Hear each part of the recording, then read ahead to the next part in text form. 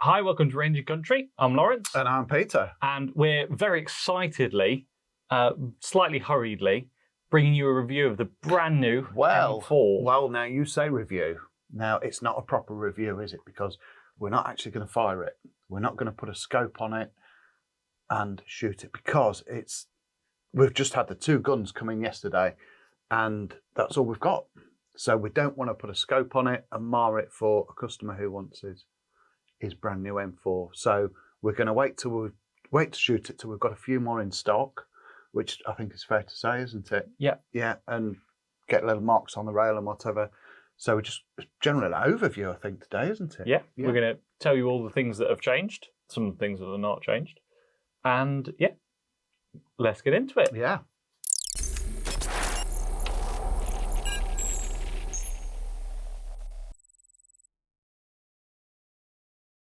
Okay, into features then. So we'll start as we do from the butt to the muzzle. Butt plate wise, nothing's changed. They're both the same, rubber adjustable for up and down. Slight change that has happened in here though is rather than having these three grooves all the way to the top, we've got the three grooves, but they stop halfway to expose a horizontal slot for the pellet probe. So that's a lot easier. If you wanted to change calibers, you can get to the grub screw that holds the pellet probe in a lot easier from the side. And then that's a lot better, isn't it? I mean, you probably could argue that was an oversight on the M3, couldn't you? Yeah. So yeah, they've put it right. Yeah. So you can still get the adjustable Sabre Tactical cheek riser on here. We haven't had a chance to try it yet, but I'm sure you will be able to. It'd be very stupid if you couldn't. And also you've got that exposed. Now, one thing I noticed while we're talking about probes is it's got the caliber stamped quite noticeably on the side of the probe, hasn't it? Yeah, obviously this has been out on the M3 for the past years. I don't know why I haven't noticed it. I think because you've got those three slots, it's a bit hidden. But it's a lot more obvious the caliber there, isn't it?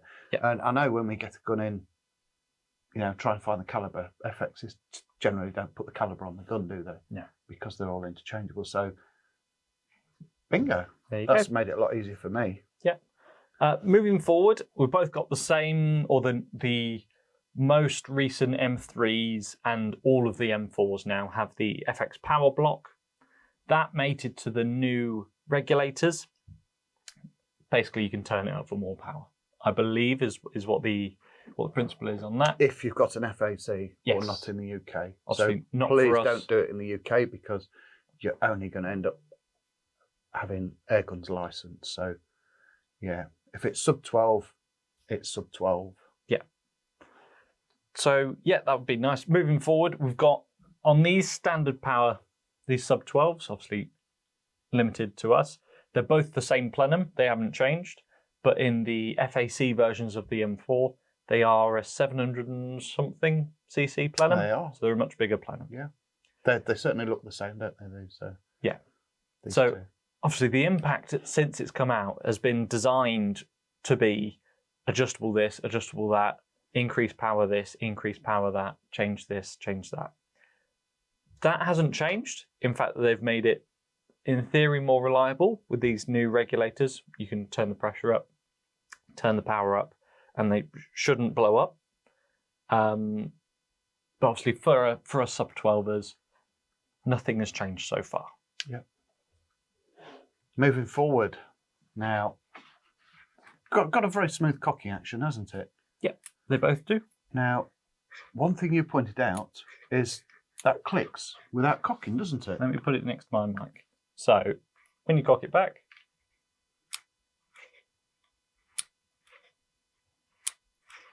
you get that lovely little click, which on any normal gun means that it's cocked. There you go, clicks. That's when it's cocked. That's the point at which it's cocked. But that's not, is it? Which is interesting. Whether this is just the first one that we've had, obviously this is the first one that we've seen. They were announced on the Thursday. We had ours turn up on the Friday. Not to date it, but this is the Saturday morning. This first one we've seen, it clicks and it doesn't cock at the point of it clicking. You have to push it all the way back. At which point there's no second click, but that is cocked in. So in one smooth motion, like you say, it is It's smooth. It's easy to cock. So you won't generally have a problem. It's just a little bit of a gripe, I think. When it cocks, it's not. I think if you were out in the field hunting, just probably in the dark, and you pulled that back, you heard the click. I'm cocked. No, you're not. You're double loaded. So I'm just eyeballing this, and at the point that the pellet probe retracts out of the magazine aperture, it's not cocked. What that means is if you double load it. Yeah, you can double load it. So if you pull the bolt back all the way to the point that it will cycle a new pellet and push that forward, it's not cocked, so it will be double loaded. Just one thing to watch out for. Yeah, just make sure you're not. When you know your gun, that won't be a problem, but Yeah, just getting to know it. And it is not difficult at all to cock. Not in the slightest. But if you're not paying attention, if you're just messing around down the range, you go a bit quickly, you don't quite get it there maybe, just one thing to look out for. As I say, we don't know if that's how they all are, but this is the one we've got. What else have we got up top? Up top is where probably for us sub-12ers, that's the biggest change. This is going to be the biggest change. We've got, instead of a fixed Picatinny rail up top, instead of a fixed weaver rail up top, it's adjustable. It slides on this 9 to 11 millimeter rail. So what you can do is you've got 4 little 3mm keys here. Slide that forwards and backwards. So if you've got a zero eye relief night vision scope, or you've got a standard scope, you can put the rail exactly where you need it to be, which is very, very clever. it's a great idea, isn't it? Yeah, it's an Not original idea, isn't it? Not borrowed from anywhere else, is it? That's what all manufacturers do, though, isn't it? They do, yeah. Borrow different ideas. Yeah, it's not. They take the good bits, don't they? Yeah, They borrow the good bits. Moving forward, now their new trigger system. Now, interesting, you've got a slot there, haven't you, on the bottom, where on the M3 you don't. Yes. On the bottom of the trigger block. Yeah. So you can get your Allen keys in there. Now, it has got a one screw set trigger, hasn't it?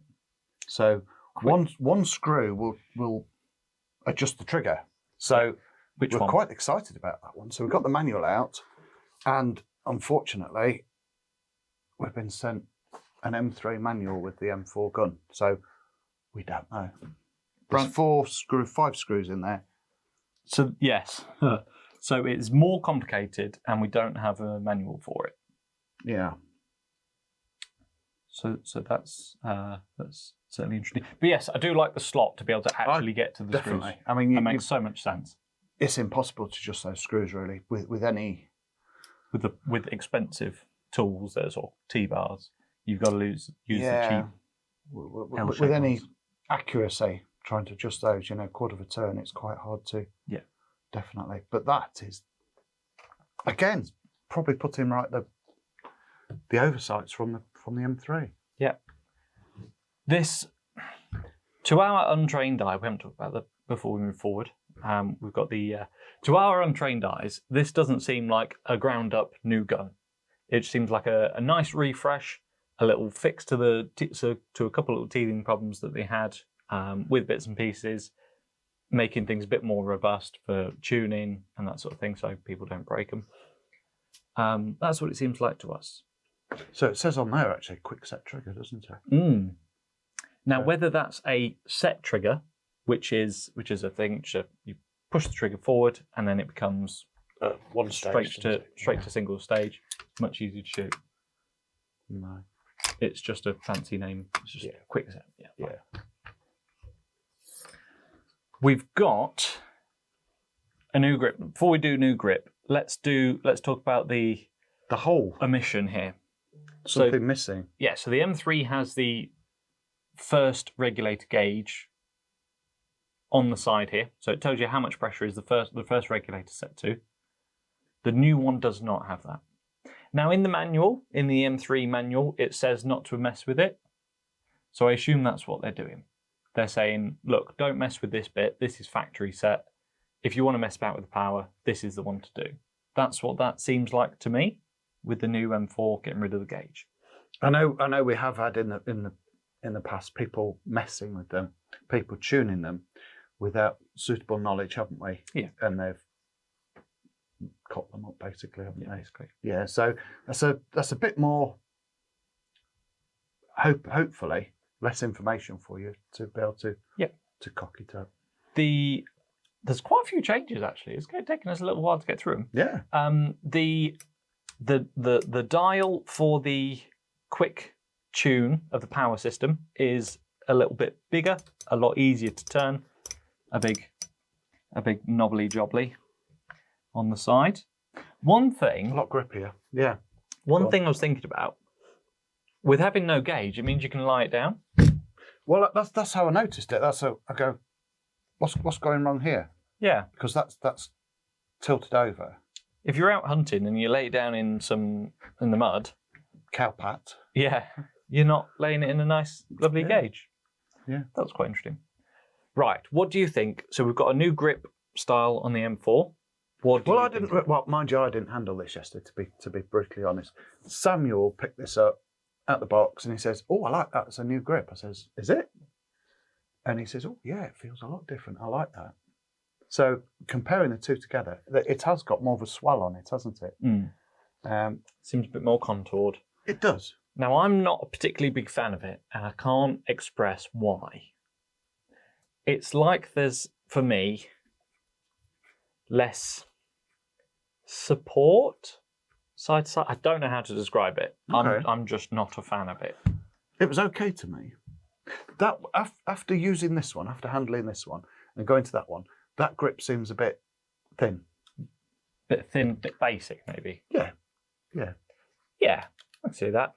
For me, So that's had some thought put into it, and it's clearly handed, isn't it? You've got the the thumb ridge on there on left and right-handed. Yeah. Very nice. Is there anything else moving forward? I don't think so. Barrel's the same, bottle's the same. Obviously, we talked about the regs. There doesn't appear to be, does there? No. Okay. Last little change then is the magazine. Again, this isn't a fix. This isn't a massive change. This isn't ground up refresh. It's just a fix, to be honest. Instead of the fully plastic one, I assume they're maybe trying to save cost and weight. You've got this lovely new solid one. It seems a lot stronger. The plastic backing is a lot tougher, and you've got a metal bearing inside. Yeah. Is the whole carousel metal on that one? No. It's just the bearing. Yeah. But that will strengthen it and reduce any problems with it. Now you regret biting your fingernails, don't you? What they didn't do is give you like a yeah. Why am I being stupid? I don't know. I had no problems with it earlier. It comes off easily. Oh, I hadn't spun it all the way. That's why I was being stupid. I do know how to do it. They've also, this is basically the same. They've got these little dimples in it. So you just put your thumb in, spin it all the way around. That's a nice little quality of life change. But that's basically the same as what we had, just a bit nicer. So yeah. It does identify quite easy. So the second generation, doesn't it, magazines? Yeah. With those dimples in them rather than the swirls. Yeah. Yeah. So as I said, we're not going to shoot this. I mean, I expect it to shoot exactly the same as an M3. You know, just as well and to performing exactly the same. So, you know, we will in future though, won't we? Yeah. When we have more in stock, we will. Yeah, 100%. There we go. There's a quick little overview. I don't think we've forgotten anything. Probably. Still the same hard case. Really nice Negrini hard case. Yeah. Quality. Yeah. And I think they're basically the same price as well, which is nice to see. Again, it's not a ground up new gun. It's just a refresh. Yeah. There we go. Well, thank you very much for watching, and we'll see you in the next video. Thank you.